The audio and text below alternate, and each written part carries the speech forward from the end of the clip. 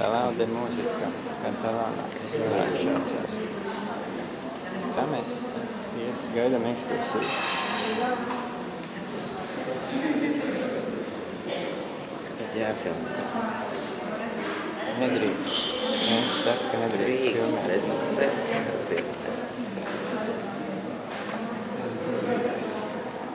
Nē, nefilmēt, tikai fotografēt. Jā. Ņem vērā, ka tu gan arī visus viņus redzi vienīgo reizi mūžā.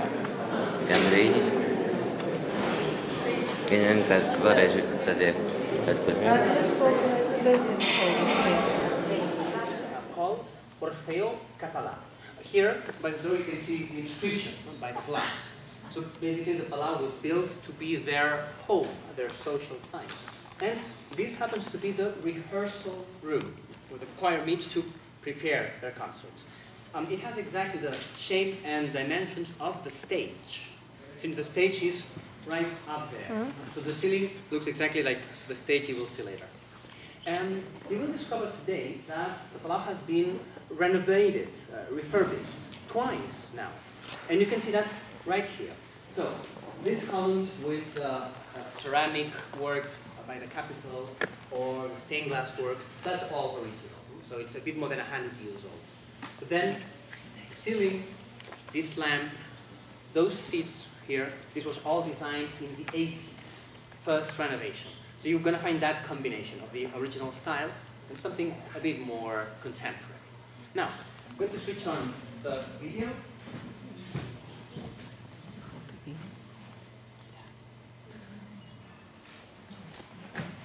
Something very important.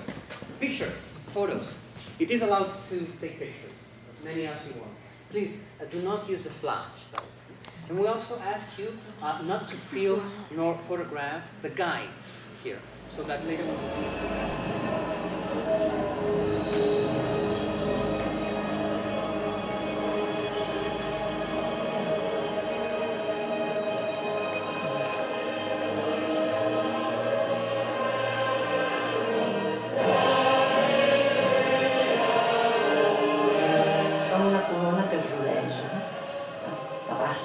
hay una cierta magia que se palpa en el ambiente.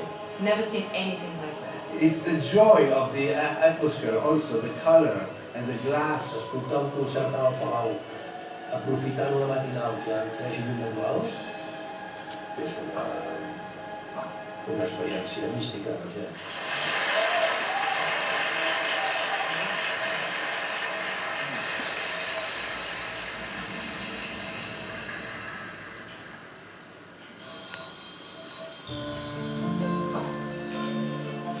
How can a building convey feelings or stir up emotions?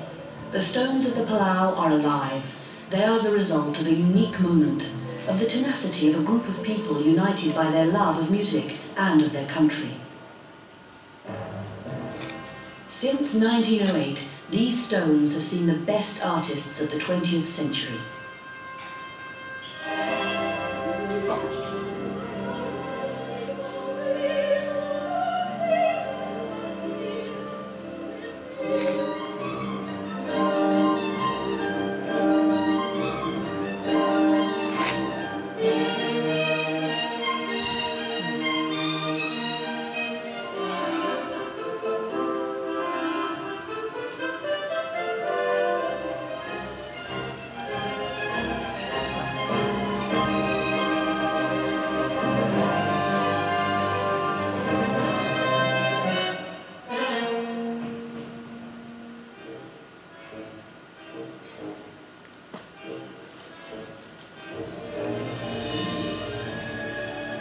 And in the 21st century, the most prestigious orchestras, directors and soloists keep performing on the same stage.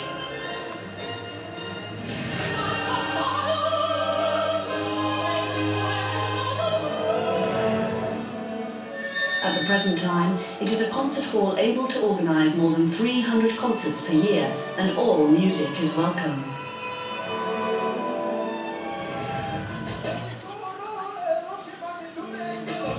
It looks like it's not really every day like this. Like it's just done for you.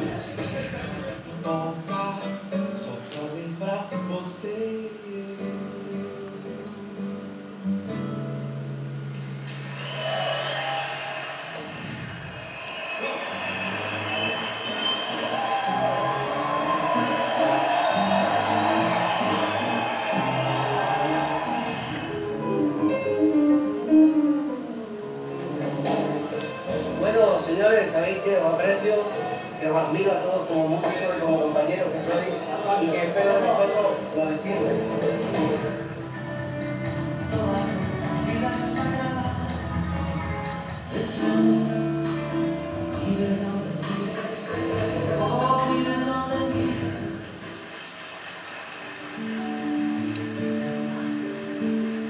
Tocant aquí sempre arribar a casa. To understand how such a building could be made more than 100 years ago, we have to go outside and see Barcelona in the early 20th century.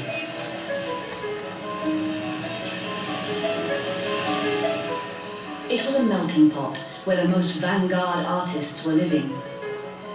The modernism movement connected with the national affirmation and progress.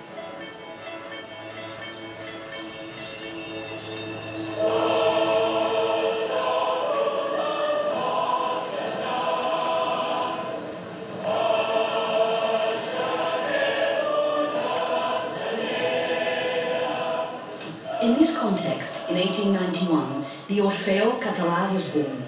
It was an institution that gave a new dimension to popular choirs. Its founders, Amadeo Vives and Lluís Millet, soon made it possible for the Orfeo to become the promoter of important cultural projects involving music. It quickly became a mass phenomenon. It was fed by music lovers from different social origins and trained them as singers able to go beyond popular songs and perform polyphonic and symphonic compositions. The choir organised music festivals. It did musical research and created a musical magazine. But furthermore, it quickly went beyond the musical scene and became a cultural and political reference to Catalan nationalism.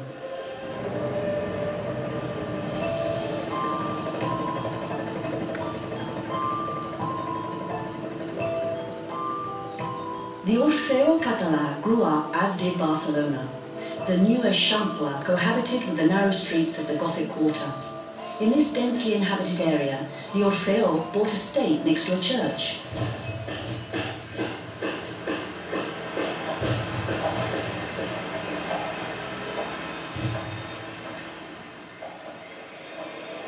The strength of the Orfeo was shown when, thanks to public donations, it managed to ask one of the most prestigious architects at that time, Lluís Domènech i Muntaner, for the construction of the building.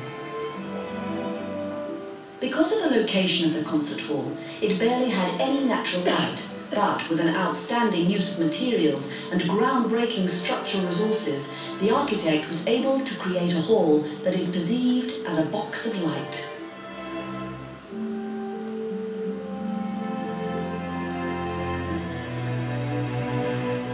The glowworm is the sun, which sheds light on a hall with overwhelming fantasy, but at the same time is simple and harmonious. És absolutament únic, és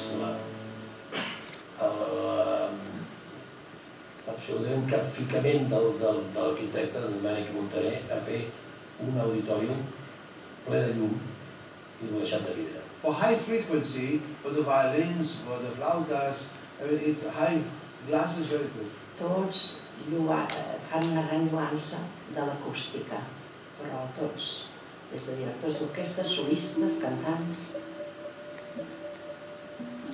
The architect didn't let any details escape him. He drew all the sculptures himself. He had the best craftsmen under his orders, who gave shape to the Palau's values, the cohabitation of the universal and local music. Muntaner also created muses to inspire the musicians. They are goddesses from all over the world. Their hairstyles and their instruments are as diverse as the musics of the world. It's so full of sculptures and faces, you know, all the statues behind on stage. You know, I just kept looking at it. I think the first two times when I was on stage and when there was a beautiful light on the sculptures behind me, I just kept like turning around and, you know, enjoying the spirit of it myself.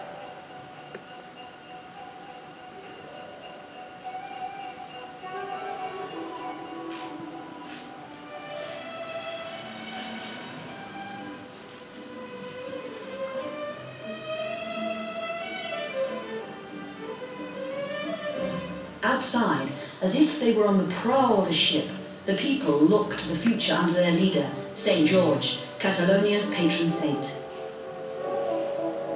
Local and universal musicians escort them.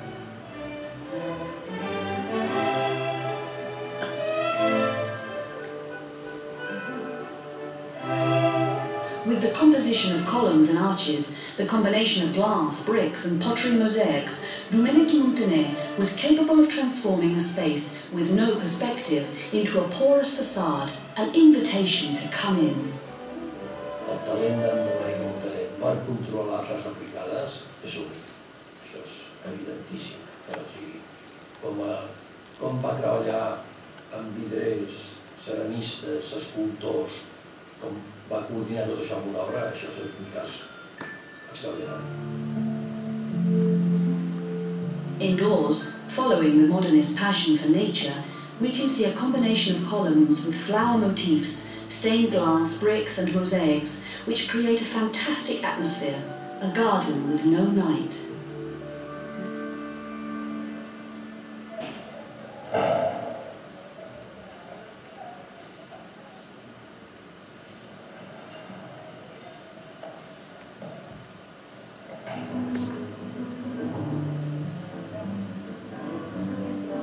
Pensaba que iba a distraernos durante el espectáculo porque bueno, sin darte cuenta estás observando el teatro constantemente y se formó una magia, en la primera ocasión que bailé se formó una magia que no... llegamos a formar parte, era como si fuera una caja de música y fuéramos parte de los bailarines de esa caja de música tan maravillosa.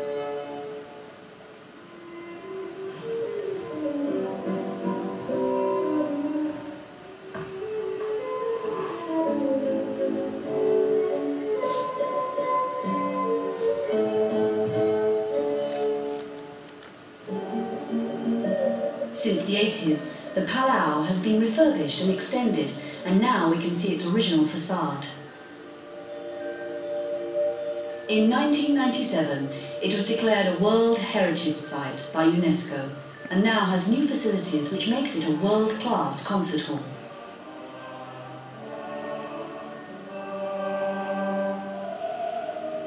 Furthermore, the Cor de Cambra del Palau, created in 1990, has become one of the lead choirs in the country and all over the world. El Cor de Cambra and the choirs of the Orfeo Català, with its choir school, make the Palau an institution that goes beyond a concert hall. The Palau has always been a private property that, thanks to the help of public administrations, faces the future as a vanguard and cosmopolitan space devoted to culture and social events. All of this so as to achieve the same goal that motivated the sponsors of the Palau more than 100 years ago: a place to move you.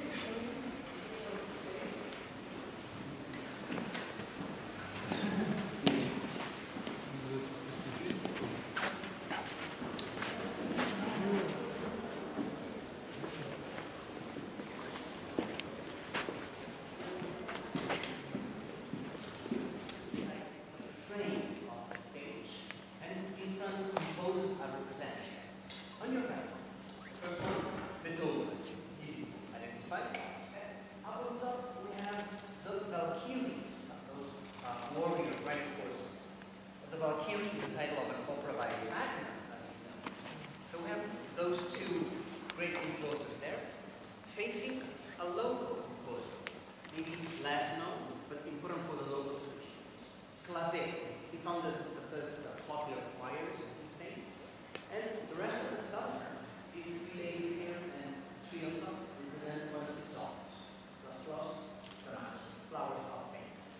In other words, this stands for popular music, facing classical music, Beethoven, and modern music, Bach. There was nothing more modern than Bach back in the day. That mixture of musical styles is also represented by muses. We have 18 of them around the stage, behind the musicians, right there to inspire them. And look at the instruments they are playing. Some are classical, like the violin on that side. But others belong to folk music. For instance, the first muse on this side, she appears playing two instruments, a little flute and a tiny drum. These are instruments you need to perform the sardana. That's the traditional dance here in Catalonia. Opposite side, you will see a muse moving her arms like this and actually turning around. She's playing the castanets and dancing. That's a Spanish traditional dance, la jota. And it's been like this since the beginning. Just take a look at the program. You'll find classical music, but flamenco as well, and jazz or blues with rock every now and then. Lou Reed from the Velvet Underground has performed. So it's a very open concert. Right underneath, so right next to the wall, so the organists used to play with their back to the audience. Now the concert is mobile, so it's placed on one side when it is required for performance, and usually players stand like this, so he can see the audience and vice versa. I'm trying to think of how big performance you have in Mahler's, I think Mahler's symphony here, or Beethoven's Ninth on this. You could. It is a small stage, and it's been enlarged already. For that reason, the first row you see here is number 3. And the next row number 4, and so on. 2 rows missing. But they are still there. And another stage. And that's because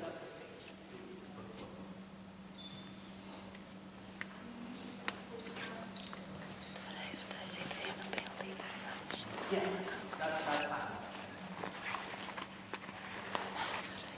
The large line was not there. Since we're talking about this, that balcony used to belong to an apartment. We had an apartment up in the exit of the ground. Because this is not the rooftop.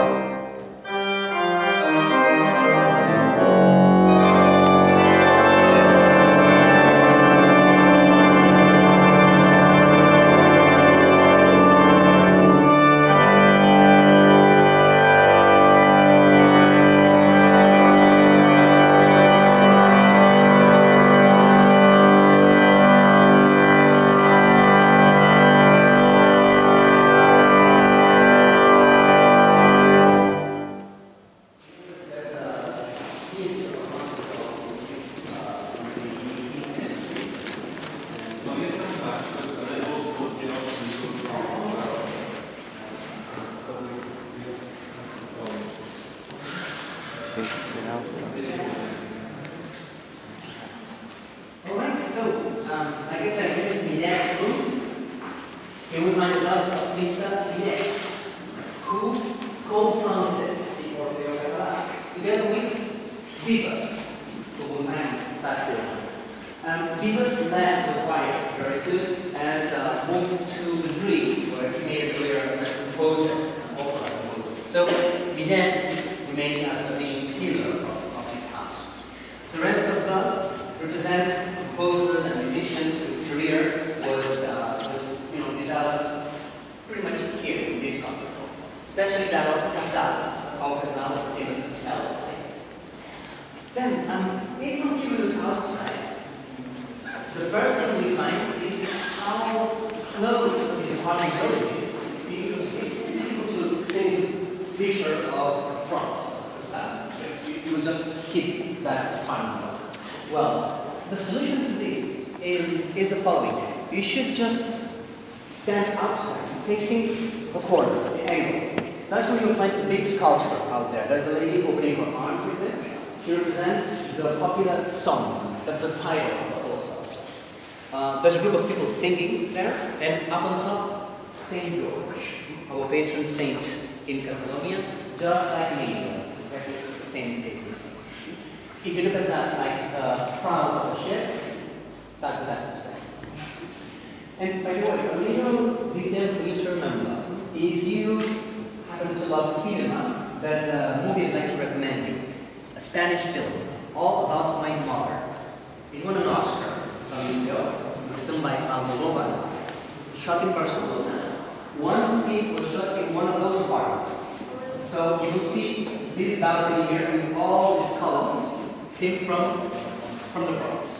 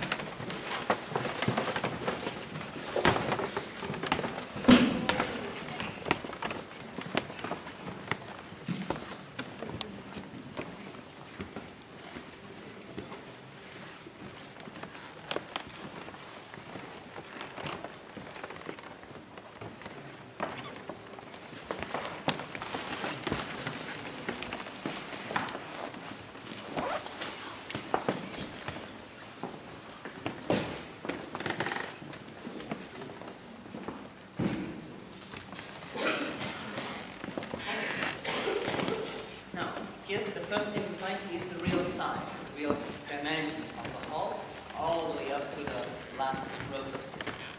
Then you will notice again the amount of sunlight coming in, which is something that changed quite a lot and not so long ago. Until the year 2000, outside the building, we have a church, the Church of San Francisco de Palau. It was standing where the square is, so close to the concert hall that all these stained glass windows here were blocked pretty much. They were hidden. There was not that much light coming in from this side. This was not the only problem. A part of the church was connected, was stuck with the concert hall right there, by that border. And that explains the differences you'll notice. There's a column standing in the middle, the ceiling, which is flat, and the stained glass windows. They look a bit different too. So we used to have two walls over there, inside the concert hall, joint where the column is standing. So that space, that spot, was occupied by the church. Imagine how complicated this was for the architect. He designed the hall, adapting it to the church which was there before. So with the last renovation, it was possible to redesign the back of the concert hall, increase the capacity, improve the acoustics, and the most important thing, this is the light imagined by Domenico Montané when first ones to see it, almost 100 years later. Now, the question is, what happened to the poor church of San Francisco? And this was quite an unusual thing to happen. There was a negotiation and a final agreement with the Archbishop of Barcelona to dismantle the church and build a new one.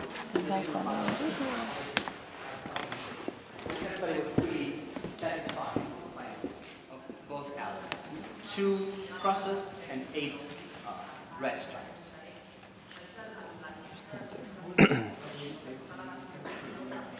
Catalana. Oh yeah. So if you look at the skylight, there's like a choir of angels, which look like women. Very probably, this is showing us that the Orfeo Català was among the first to accept women to sing as members of the choir. The first choirs of clave, remember clave on the left, were only men, masculine choirs. So the Orfeo changed that. And it was said at the beginning that women's voices sound almost like angelical, angel-like. That would explain this.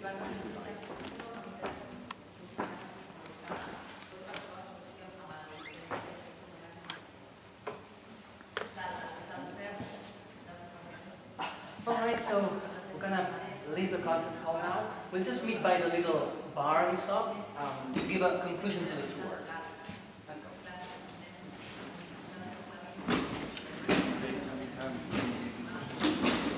Sit silent.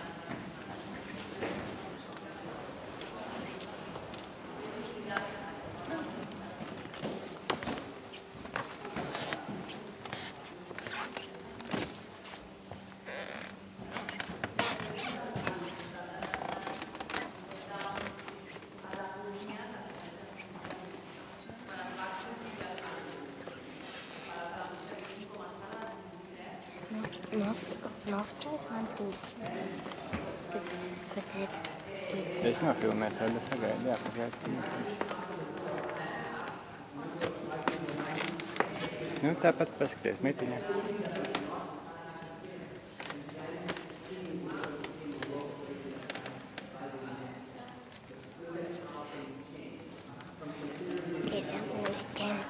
Muziķentu telpā, milzīgā telpā.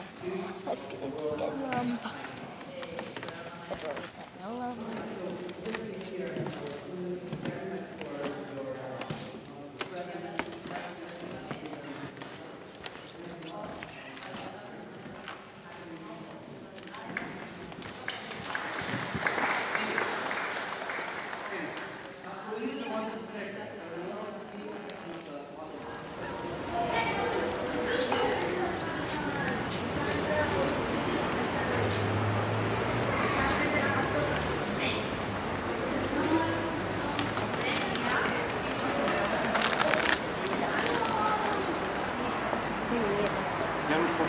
Ecco mamma.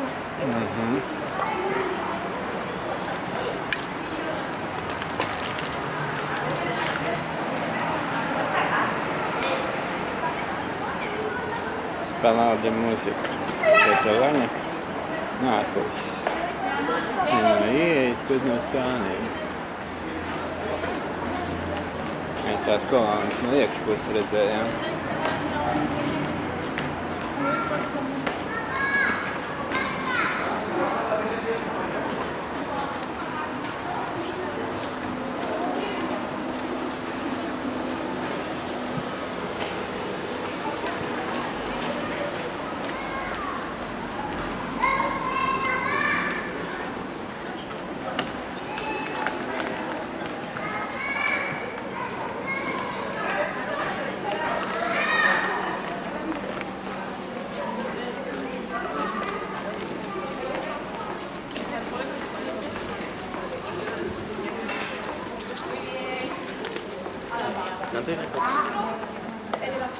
Kom.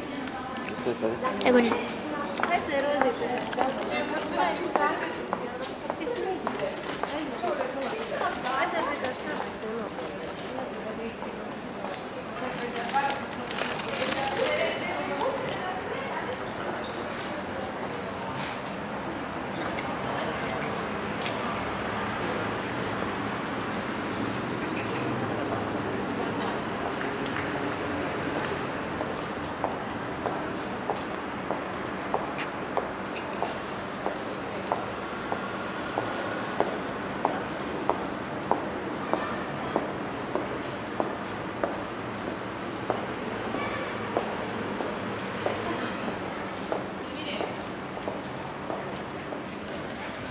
paga, bet viņi maksāja eiro 20. Bet šitie 99. Varētu var lielāko viņu. Tieši tādi paši mazie, 99. Viņš tur stāstīja, kā viņš tur salicies tas karogs. Viņš stāstīja.